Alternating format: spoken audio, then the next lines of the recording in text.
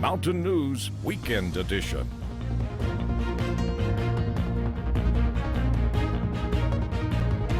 Good morning, I'm Lauren Osborne. Today's Sunday, May 22nd. Let's check in with meteorologist Arden Gregory for a look at your forecast this morning.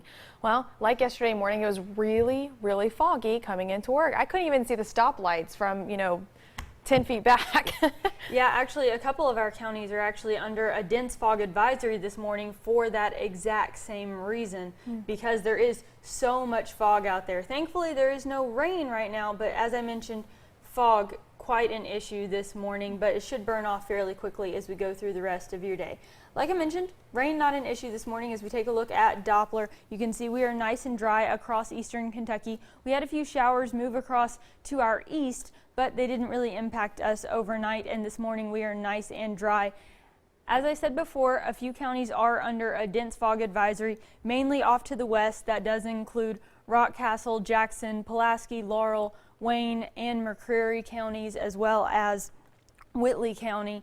That runs until 9 o'clock this morning as that fog starts to burn off now that the sun is up. And you can see just why that fog advisory is in effect.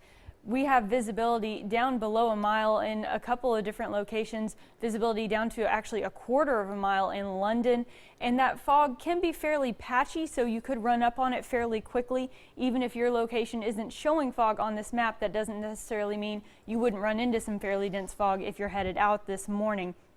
Temperature wise, not doing too bad. It is a little bit cool out there, but we're starting to warm into the lower 50s. As we go through the rest of your day, we're going to top out in the lower 70s. So if you're headed out this morning, keep that fog in mind. It is fairly dense in some locations. Temperature's a little bit cool. We could see a spotty shower late this afternoon and into the evening, along with those nice mild temperatures in the lower 70s, but I'll break all that down for you here in just a little bit.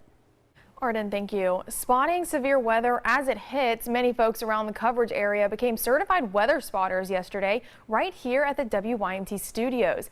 Officials from the Jackson Weather Service taught folks how to spot severe weather and how to report it in. I sat with the class to learn more.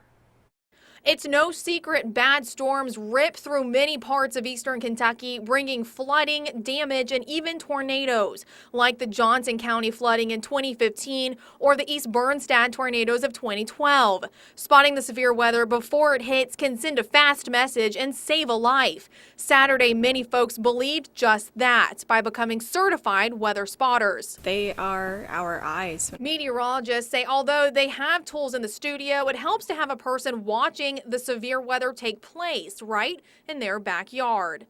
We're here, we're in-house, and we're looking at radar, and we're trained to look at radar, and we know what we're looking at, but there's nothing like that human element. A lot of times just people witnessing it and calling it in gives us more confidence in the warnings that we're able to issue. Folks like Joey Jeffers says with him it's personal. People in the mountains, they think because we're in the mountains that tornadoes not going to get right down in where we're at. But having witnessed bad flooding in Leslie County when he was younger. the river got up so high in the dry hill area that we had to ride a boat to get across the river. Now he can spot severe weather and send it in, certified as the eyes and ears in the field. In Perry County, The Jackson Weather Service will have another class Thursday, May 26th in Somerset. Two Southern Kentucky students are in juvenile detention center this morning. They're accused of threatening a student online. Deputies say those involved go to South Laurel Middle School and South Laurel High School. We're told two of them sent threatening messages on Instagram to a student at North Laurel Middle School. Deputies say the threats serve no legitimate purpose. Their detention hearing is scheduled for Tuesday. Clay County officials are asking for your help in finding a man they say has a history of causing trouble in southeastern Kentucky. Sheriff's deputies say they've had several run-ins with Quentin Metcalf, and after a recent car chase in Clay County, they're trying to put him behind bars. Metcalf is currently wanted for theft and parole violations. They say he is considered armed and dangerous. If you see him, you can call the Clay County Sheriff's Office at 606-598-3471. Officials have arrested nearly 24 men on charges related to human trafficking. Among them, Jason Evan Kennedy, a pastor of children's ministry at Grace Baptist in Knox County, Tennessee. This is video from the church. According to a police report, Kennedy responded to an ad via text message.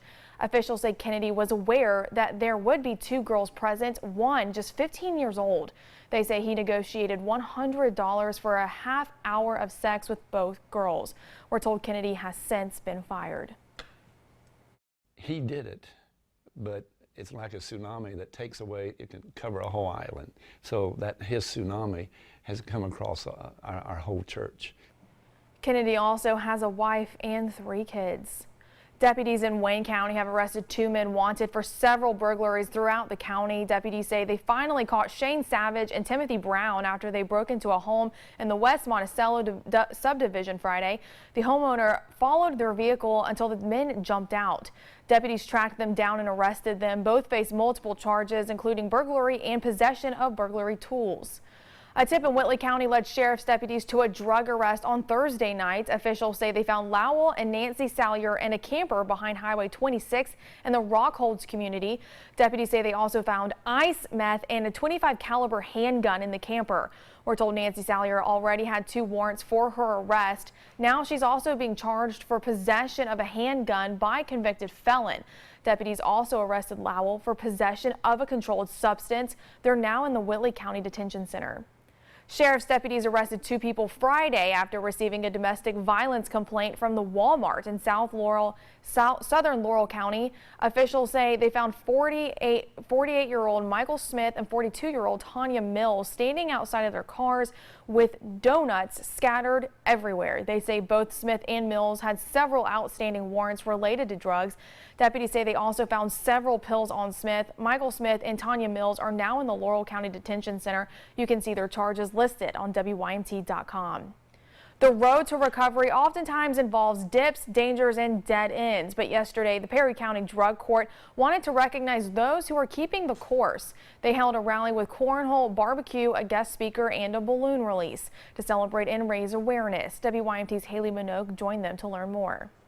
I come home one day from being out. He's not from Perry County, or even Kentucky for that matter, but his story mimics one all too familiar in the bluegrass. Well, I'm a recovering meth addict and alcoholic, and I was on drugs for 23 years. Started out with marijuana and alcohol, progressed to cocaine and meth. Parnell joined the Perry County Drug Court rally Saturday afternoon in Hazard to talk about his road to recovery. There are so many people suffering from addiction that feel as though there's nowhere to go, that there's no hope to be had, and to hear his story and how far he has come is truly inspirational. When speaking to the group, Parnell shared every detail of his fall to rock bottom.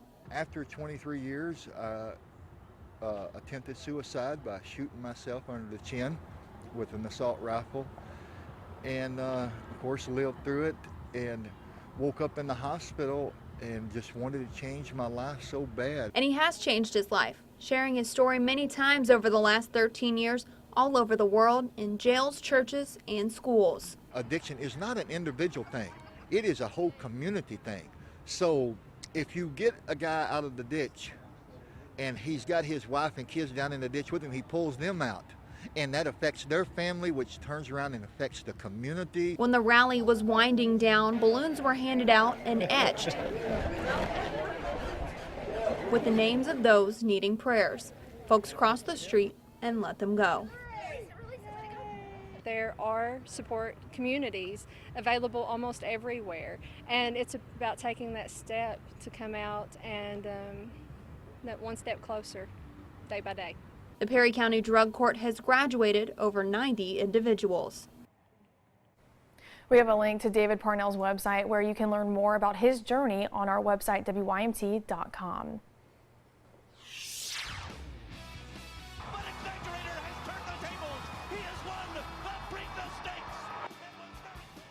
Coming up on Mountain News this morning, the hunt for the Triple Crown is over for Nyquist. We'll recap the action from Pimlico. And later, beekeepers in Floyd County had a buzz day yesterday. Lots more from the bee experts coming your way. And a few more showers are possible today before sunny weather returns. I'll break it all down for you when we come back. You may never need an attorney, but if you do, you should be prepared. Tune in to Simply the Law with Gary C. Johnson, Tuesday nights, 7 o'clock on WYMT. If you're an RN and have considered looking into Pikeville Medical Center's offer of a $5,000 signing bonus with top pay and excellent benefits, the time to act is now. PMC has paid out $235,000 in RN sign-on bonuses so far. They're extending this offer for a very limited time. Don't take a chance on missing out on what we think are the best RN salaries in the state. Registered nurses, call now, 606-218-4908. What is a few dollars today? A couple song downloads? A number 4, jumbo-sized? For charity, you may think it's just a drop in the bucket, but what if that bucket is improving the place we all call home? It could be a meal for someone in need, cleaning up a natural resource, or helping to secure the health and safety of our children right here in the Bluegrass. Kentucky Gives Day is a 24-hour online fundraising event bringing charities and Kentuckians together. Join us for this year's event and help support your favorite Kentucky charity or cause. This is not just about movies. This is about the scenes that always make you laugh. Delivers on the goods. Look at him pump up this crowd. The characters who always make you smile. Got a beer? 7 o'clock in the morning. Scotch? The comedies you always have to see again. I want this! This is what I want. This is your movie network. What's going to happen to ISIS? They can be defeated. The world's most important newsmakers. Some have called you a czar. What exactly are you sorry for and to whom? Are on America's most important news broadcasts. You like to dish it out, but you can't take a punch. Why so thin-skinned? CBS News, original reporting.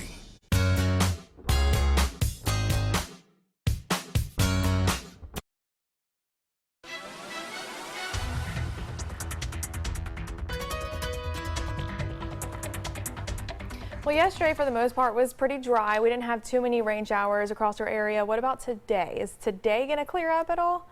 Well, yeah, today's actually not going to be too bad. We are going to see just a few spotty showers late in the afternoon and into the evening, but not everyone's even going to see those, and they're going to be fairly spotty in nature. So most of the day is going to be pretty salvageable.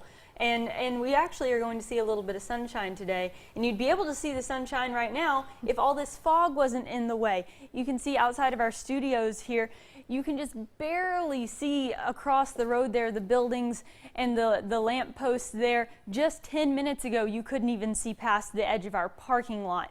So it is starting to clear up just a little bit, but many locations across eastern Kentucky dealing with fog this morning. Visibility is down to 2.5 miles in Somerset, down to a 1/4 mile in London, 6 miles in Jackson, 5 up in Moorhead, and many other spots in between. Even if where you are doesn't necessarily say that it's foggy on this map, this fog is fairly patchy and you could run up on it fairly quickly. So there's going to be patches of fog pretty much all over eastern Kentucky. And because that fog could be dense in locations, a few counties off to the west, including Jackson, Rockcastle, Pulaski, Laurel, Whitley, Wayne, and McCreary counties are all included in a dense fog advisory until 9 a.m. So just keep that in mind if you are headed out today. We do have that fog, but at least we don't have any rain. Satellite and radar showing we had a few spotty showers mainly off to the east very, very early this morning, but we are nice and dry now, and temperature-wise, not doing too bad. It's a little bit cool out there. Temperatures just now climbing into the lower 50s across eastern Kentucky. As we go through the rest of your day, we're going to see those temperatures climb into the lower 70s. So this morning, if you are headed out, please be very careful because that patchy dense fog could cause some traffic problems for some of you. That should clear up within the next couple of hours, though, as we head into the afternoon. Should see some sunshine, but we could see some spotty showers later on in the afternoon, especially right around dinner time is when we'll start to see those, and those will be mainly off to the east, mainly in the Big Sandy region and near the Virginia state line. As we go through your afternoon, though, especially earlier in the afternoon, should be a fairly nice day. Future View breaking all that down for you hour by hour. At 9 a.m., a few clouds overhead, but a few locations seeing some sunshine. As we head through the morning, though, and into around lunchtime, we are going to be mostly sunny across eastern Kentucky. As we head into the evening hours, though, that's when we're going to start to see those spotty showers work into portions of eastern Kentucky. Again, those will be mainly in the Big Sandy region and closer to the Virginia state line, but everyone has a chance at least a spotty shower or two later on this evening. That rain will move out fairly quickly, though. By about 11 o'clock or midnight, we should be clearing out, and as we go through the overnight hours, we'll see just a few clouds overhead, but no more rain. Monday morning, we'll start out similar story, a few clouds, but nice and dry, and that will be the case for the rest of the day on Monday. We are finally getting a break from this rain, and thank goodness, because it feels like we haven't been able to catch a break all month long. This here is a calendar of May showing the rain recorded at the National Weather Service in Jackson. You can see here, so far this month, they have recorded rain all but 3 days this month. So that is a lot of rain. Thankfully, we are going to get a little bit of a break from that rain as we go through the rest of your week. But unfortunately, there is more rain in the forecast. We just can't seem to ditch it. So today, spotty shower chances. Monday and Tuesday both look absolutely beautiful. Very nice, sunny, warm. But those rain chances do return on Wednesday, and they hang around through the end of the week. It's a little too early to make any really decisive calls on this weekend, but it does look like we do have a chance we could see a little bit of a soggy Memorial Day weekend. There's a lot of rain on that chart. I mean, there were some days that we had 3 inches. Yes, yes. And even on the days we haven't gotten much, it's just more rain, you know, even if it's not a whole lot, you just get sick of it day after day after day. Like I say, every weekend, we just can't seem to get away from it. But the start of this week is sunshine. Yay! Sunshine, I love it. Thank you, Arden. Coming